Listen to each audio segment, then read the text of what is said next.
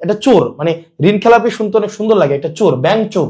মানে যারা ব্যাংক চোর, জনগণের টাকা চুরি করে দেয়, মানে কেউ হচ্ছে একদম সরাসরি পকেট মারি করে, আবার কেউ হচ্ছে বাড়ি থেকে টাকা চুরি করে, কেউ ব্যাংক থেকে টাকা চুরি করে, হচ্ছে কি এলিট শ্রেণীর চোর। এরা হচ্ছে চোর, এদের লজ্জা হওয়া উচিত।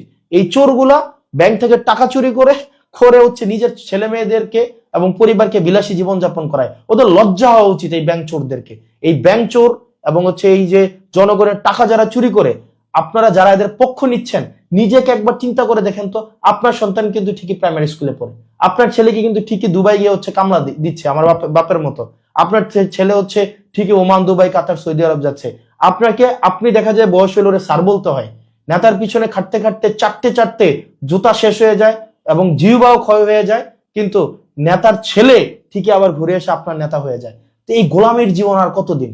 এই মনস্তাত্ত্বিক ভাবে আর কতদিন গোলাম থাকবেন? ভাই, মনস্তাত্ত্বিক ভাবে এই গোলামি বর্জন করে আপনি আপনার জায়গা থেকে সরব হন এই চোরদের বিরুদ্ধে, এই জাতীয় চোর, এই এলিট চোরদের বিরুদ্ধে, যারা স্যুট বুট পরে, সুন্দর সুন্দর পায়জামা পরে, দামি দামি জুতা টোতা পরে, বডি স্প্রে লাগায় আমাদের সামনে আসলেই আমরা মনে করি যে সে অনেক বড় নেতা হয়ে গেছে। এগুলো আপনার আমার চুরি করা টাকা দিয়ে সে এগুলা কিনে।